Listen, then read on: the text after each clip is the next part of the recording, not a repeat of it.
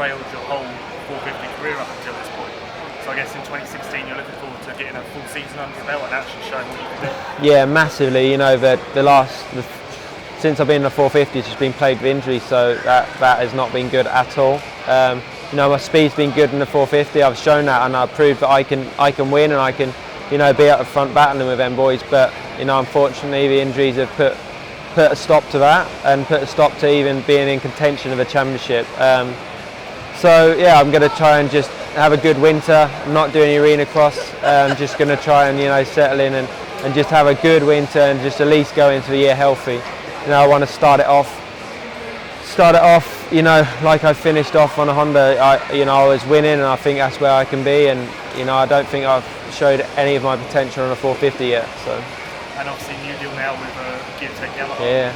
So, what are your thoughts on all of that? You know, I'm really, really excited about a new deal. You know, Geartech Yamaha, it seems weird to say because you know, it's a new venture for all of us, especially for Rob. You know, Rob's been with Suzuki for 30 years, and you know, made a big step.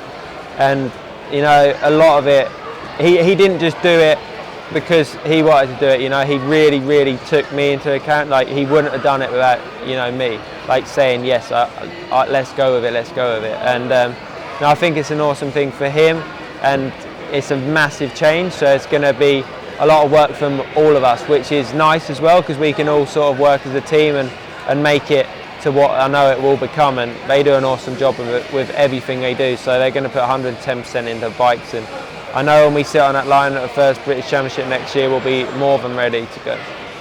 Were you a bit hesitant at all? Because obviously the Yamaha is a bit of a different bike. So was there a part of you that maybe wanted to stick with Suzuki? Not really. Like, I've wanted to try Yamaha for a long time, just because I'm always like trying to find that power. Like, I'm always searching for more power, even on a 450 on my Suzuki. Like, I like that aggressive power. It just suits my riding style a bit.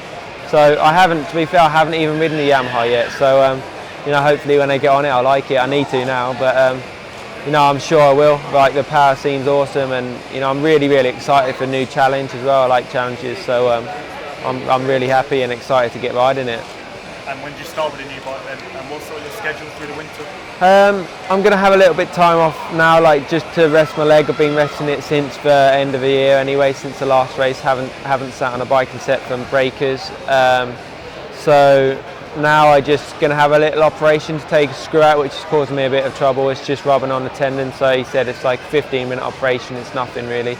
And then I get into that and then straight back into training. So I get in the gym, get cycling, try and get a good base fitness, and then, you know, try and hit it hard going into January, February, and get ready for them when the motocross starts. But no, we'll just take it easy for a little bit and try and build a good foundation, and then do a lot of motos on a new bike and a lot of testing, I guess. And a few GPs next year? Do you know which ones you're doing? I'm not sure what ones yet. We've just got to look at the schedule. Like, it'll just be the ones what are sort of easy enough to get to. Like, we'll do the Vulcans World of France. It's anything that doesn't clash with what the team are, you know, committed to. So it'll just be sort of closer European rounds.